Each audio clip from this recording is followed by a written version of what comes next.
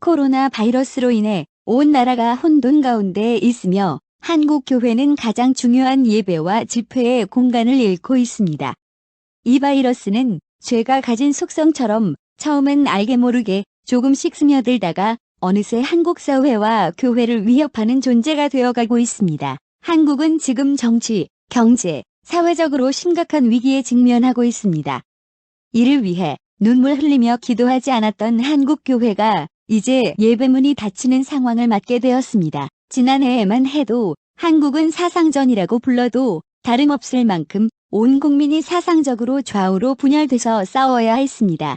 진보 보수 양 진영 간에 온갖 공격적이고 노골적인 말이 오고 갔으며 조국 사태로 인한 불법과 도덕성이라는 질문 앞에 한국 사회는 진지하게 반성하고 돌아보게 되었습니다. 과거에 진보라는 이름으로 불리던 지식인들은 국가의 또 하나의 거대 권력과 기득권이 되어 한국 사회의 혼돈과 갈등을 만들었고 그들이 내세운 사회주의 정책은 대체 무엇을 위한 공정이고 평등인지 모를 정도로 의구심과 혼돈을 주었습니다. 여성 인권을 명목으로 나온 극단적 페미니즘은 또 하나의 사회계층 간 갈등을 조장했으며 과도한 친중 정책은 현대판 굴욕적인 신사대주의 정책이라는 인상을 심어주게 되었습니다. 한국 교회는 이런 한국 사회의 극도의 소요 속에서도 아무런 대안이나 구체적 사상적 방향성도 제시하지 못하고 물끄러미 구경꾼 보듯이 무관심하게 바라보고 있었습니다. 위기의 상황에서 가장 빛과 소금의 역할을 해야 하는 것이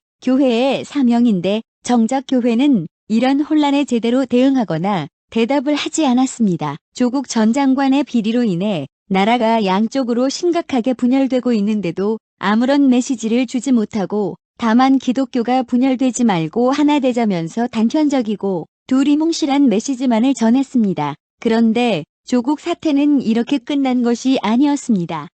조국 전 장관의 비리에 대해 강력하게 수사를 외칠 줄 알았던 소위 진보 지식인들과 지도자들은 갑자기 꿀먹은 벙어리처럼 입을 닫았습니다. 게다가 국민의 기대와는 달리 조국 전 장관의 잘못을 합리화하고 심지어 수호하기까지 했습니다. 뿐만 아니라 검찰개혁이라는 명분으로 조국 전 장관의 비리를 조사하는 검찰총장을 공격하기 시작했습니다. 조국 전 장관의 모습은 한국 사회의 일그러진 영웅의 단면을 보는 듯했습니다. 진보 지식인들은 더 이상 한국 국민의 영웅도 아니었고 독재 정권으로부터 나라를 지킨 정의의 사도도 아니었습니다. 그들은 이제 개인적 이익을 위해 수시로 법까지도 바꿀 수 있는 세속적 정치 이익 집단처럼 보였습니다.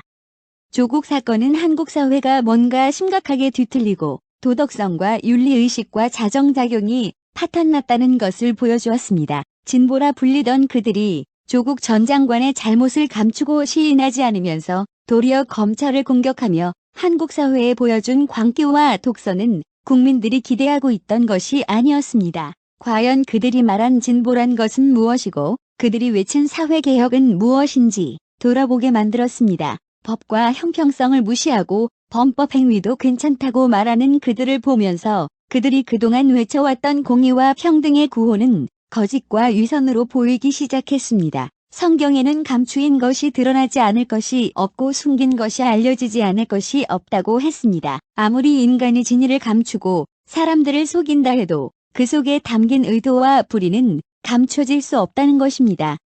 하나님 앞에서는 인간 안의 모든 것이 여과 없이 노출되게 되어 있습니다. 지난해의 수많은 사건을 통해 하나님이 보내주시는 메시지는 조국 사태가 전부가 아니었습니다. 인헌고 사태는 한국 사회의 심각한 좌편향 교육의 실상을 보여주었습니다.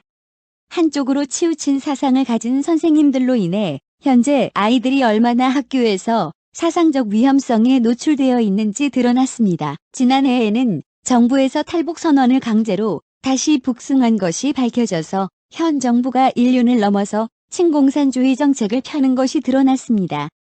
자유와 인권을 위한 탈북민연 김태 대표는 그 북송된 탈북자 청년 2명이 도살장에서 죽임을 당했다고 전했습니다. 이뿐 아니라 북한군이 군사 유세화하며 한국을 향해 미사일을 배치하는 한박도 관련 이슈는 안보에도 심각한 위기감을 심어주었습니다. 남한에게 위험한 전략적 요충지를 선심 쓰듯이 북한에 양도하고 남한을 향해 포문을 열어둔 북한군으로 사실상 묵인하는 듯한 모양을 보여주는 한국 정부의 태도에 대체 이 정부가 어느 나라 정부인지 모를 정도의 물음표를 안겨줬습니다. 올해는 코로나 바이러스를 충분히 미리 막을 수 있는 타이밍에 초기 대응을 하라는 전문가들의 의견을 듣지 않고 근거 없는 친중국 정책으로 인해 중국 다음으로 한동안 확진자를 배출한 오명을 받아야 했습니다. 진작에 중국에서 오는 중국인을 차단했더라면 이단 신천지 교인들과 중국인들을 통한 초기 확산은 막을 수 있었던 상황입니다. 정부는 이제서야 차단하기엔 늦었다며 중국인 입국을 차단하지 않는 변명 아닌 변명을 했습니다. 최근 더욱더 일어났던 K-팝, 한국 음식, 한국 드라마, 한국 영화로 인해 한층 높아졌던 한국의 위상이 코로나 초기 대응 실패로 인해 큰 타격을 입기도 했습니다. 정부 정책에 대해 거의 무조건적으로 옹호하는 친좌파 진보 성향을 가진 방송노조의 방송계 장악으로 인해 얼마나 방송과 언론이 편파적으로 보도되고 있는지도 드러났습니다. 성경을 보면 하나님은 선지자들을 통해 끊임없이 당신의 백성이 나아가야 할 방향을 구체적으로 제시해 주셨습니다. 단적인 예로 선지자 예레미야를 통해 멸망해가는 유다 왕국 백성들에게 끊임없이 회개하고 애굽을 의지하지 말고 하나님의 말씀을 따르라고 명령하셨습니다. 하나님께서 이스라엘 백성에게 예언과 메시지를 주었듯이 하나님은 이런 한국교회에게 끊임없는 사인을 보내주셨습니다. 왜냐하면 이런 위기의 상황에서 가장 빛과 소금의 역할을 해야 하는 것이 교회의 사명이기 때문입니다. 그런데 한국교회는 수많은 사건과 사인을 통해 하나님이 한국교회에게 주신 아주 분명한 메시지들을 무시하고 놓쳤습니다. 이렇게 분별력을 잃고 잠들어 있는 한국교회에게 하나님은 그 후로도 계속적으로 명백한 사인들을 몇 차례 더 보내주셨습니다. 그런데 정작 한국교회는 이런 하나님의 경고와 사인에 아무런 대답을 하지 못했습니다. 조국 사태로 인해 나라가 양쪽으로 분열되고 진보라 불리던 이들의 사상적 문제가 드러났음에도 제대로 된 해석을 주지 못하고 다만 하나 되자면서 어설픈 메시지만을 전했습니다. 한국교회는 조국 사태 안에 내재된 심각한 한국 사회의 균열과 문제점을 보지 못했습니다. 진보라 불리던 세력의 결정적 민낯이 드러났는데도 사상적이며 동시에 영적인 전장 속에 처한 한국 사회를 간파해내는 통찰력이 없었습니다. 평화를 기민한 유화 정책은 언제나 인간의 눈에는 그럴듯해 보이지만 하나님의 눈에는 인간의 영적 교만과 근거 없는 인본주의일 뿐입니다. 성경에 나타난 유다 왕국의 역사가 이를 정확하게 증명해줍니다. 남유다 왕국의 제4대 왕인 여호사밧 왕은 뛰어난 행정력과 외교력을 바탕으로 나라를 부강시키려고 했지만 그가 했던 가장 큰 실책은 하나님께서 미워하시는 북이스라엘 라합왕과 유화정책을 쓴 것입니다. 이로 인해 유다 왕국은 큰 손실을 입었고 다음 대에 가서는 더 큰 화군이 되어버렸습니다. 그의 아들 여호람, 왕의 아내인 아달랴는 자기 남편이 죽자 왕의 자손들을 다 죽이고 6년 동안이나 유다를 뒤흔드는 악정을 행하여 하나님의 도우심으로 세운 유다를 일대의 위기에 빠뜨리기까지 했습니다. 성경은 이스라엘의 정복전쟁과 정착 과정에서의 사건들을 통해 끊임없는 죄와 악의 세계에서부터의 분리를 강조합니다. 성경은 단순히 역사서가 아니라 오늘날의 기독교인들에게 보내주는 살아있는 지혜서입니다. 현 정부가 사회주의도 아닌 심지어 독재주의와 주체사상으로 우상화되어 있으며 기독교를 대놓고 탄압하는 국가들에 종속되어가는 걸 지켜보면서도 한국 교회는 아직도 아무런 심각성을 못 느끼고 있습니다. 현 정부의 친중, 친북 정책은 대등한 외교관계라기보다는 심각하게 편향되고 종속적으로 흘러가고 있습니다. 문제는 한국 교회가 이렇게 계속된 하나님의 엄중한 사인을 보고서도 이웃집 불구경하듯이 바라보며 문제의식을 갖지 않고 기도하지 않고 무관심하게 지나쳤다는 데 있습니다. 심지어 한국교회 많은 목회자들과 지도자들은 광화문에 모여서 기도하던 교인들을 비난하고 한국교회의 이미지가 깎인다며 조롱하고 험담하기에 바빴습니다. 몇몇 대형교회 목회자들과 일부 교회 지도자들은 자신들이 마치 한국교회를 대표하는 듯한 착각과 허세 속에서 도리어 광화문에 기도하러 모인 한기총 대표 회장과 수많은 교회 성도들을 인신공격하는 웃지 못할 해프닝을 보여주기도 했습니다. 나라를 잘못된 위험한 사상에 뺏길 위기에 있는데도 소위 지도자 행세를 하던 그 지도자들은 무엇이 위기인지도 모른 채 기도하는 교인들을 오히려 조롱하기에 바빴습니다.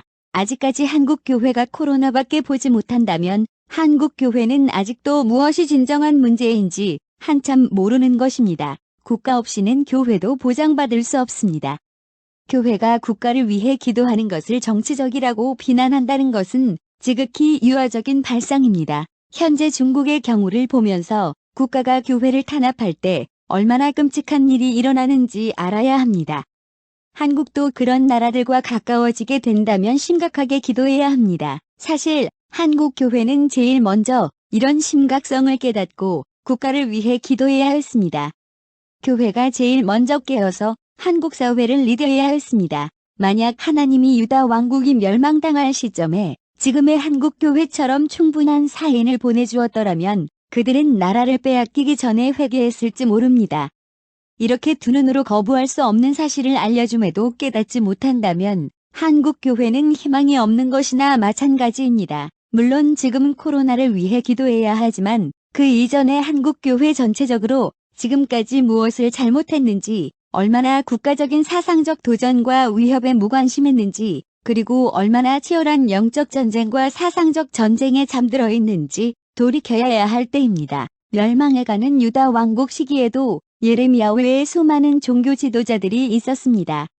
그들은 거짓된 가르침과 거짓된 예언으로 백성들을 우민화시키고 당시 심판 앞에 있던 유다 왕국을 보면서도 아무 문제 없을 것이고 괜찮을 거라고 나라와 백성들을 속였습니다. 마찬가지로 지금 시대에도 현 정부의 방향과 사상적 배경이 한국과 한국교회에 아무런 문제가 되지 않는다며 거짓된 한국교회 좌파 종교 지도자들이 미혹시키고 현혹시키는 바람에 한국교회 성도들만 혼돈 속에 고통받고 있습니다. 소금이 맛을 잃어버리면 발에 밟힐 뿐입니다. 맛을 잃어버린 소금은 아마 존재할 가치가 없을지도 모릅니다. 한국 사회의 등불의 역할을 잃어버린 한국교회는 결국 존재 가치를 잃어버린 집단으로 전락할지도 모릅니다.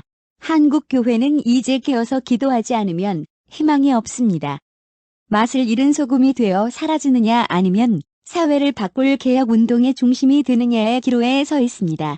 눈에 보이는 코로나가 전부가 아닙니다. 한국교회는 현재 정신적으로, 사상적으로, 영적으로 심각하게 보이지 않는 병으로 골마 터져 있습니다. 그리고 일부 한국교회 목회자들과 교회 지도자들에게 당부하는데 국가를 위해 기도하는 성도들을 제발 모독하거나 조롱하지 말기를 부탁드립니다. 본인들이 나라를 위해 기도하지 않는다면 최소한 다른 사람들이라도 기도하는데 방해는 하지 않았으면 좋겠습니다. 나라를 걱정하지 않고 교회를 올바르게 이끌지 않으면서 거짓으로 교화시키는 교회 지도자들이 한국교회에 많음에도 불구하고 하나님은 한국교회를 불쌍히 여기셨고 이렇게 나라와 교회를 위해 끊임없이 기도하라고 경각심을 주고 계십니다. 하나님께서 은혜로 한국이라는 나라를 붙드시는 이때에 성도들이 깨어서 기도의 끈을 놓치지 말아야겠습니다.